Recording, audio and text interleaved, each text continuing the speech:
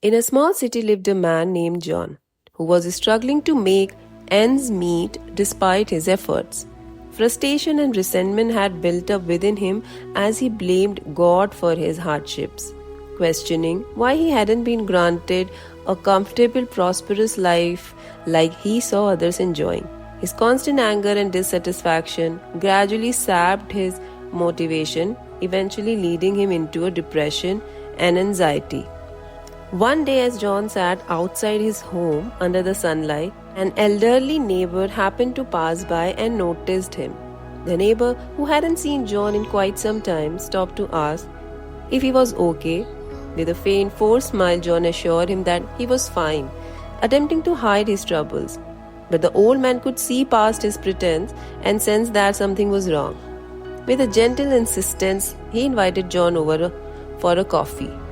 Though hesitant at first, John agreed, hoping to maintain the appearance that all was well. Upon arriving at the elderly man's house, John was welcomed warmly. They sat together, sipping coffee as they talked. John started the conversation by asking about the old man's family. With a sadness in his tone, the man shared that his wife had passed away at the young age of 38 due to a severe illness. After her loss, he devoted all his attention to raising their only daughter. But one day, she lost her life in a tragic accident on her way back. Controlling his tears, the old man confessed, "In that moment, my world turned upside down. I found myself questioning what else there was to live for. But God helped me endure and keep moving forward."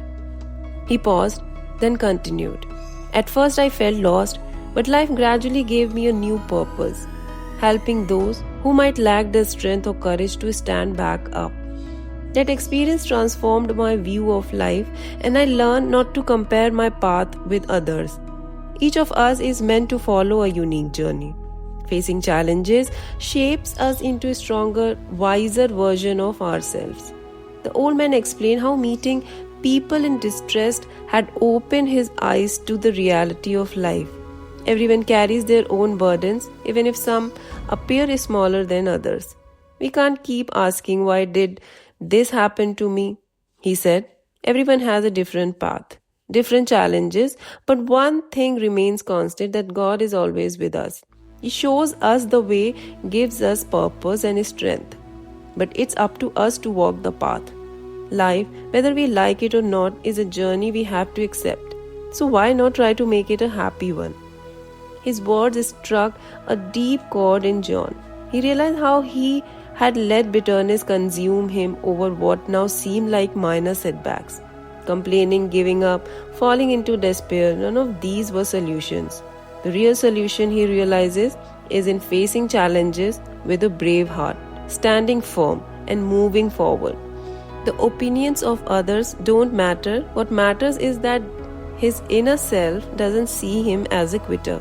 In the end, he wants to be able to look back and say, "It was tough, incredibly tough, but I made it to the finish line, and look how bravely, happily, and strongly I made it through." With a renewed sense of purpose and clarity, John felt as if the darkness within him had been soaked up, and now only light remained, as if the old man's words had rekindled a spark in his soul. He thanked his neighbor for the coffee, and more importantly, for the wisdom that had brought light back into his life.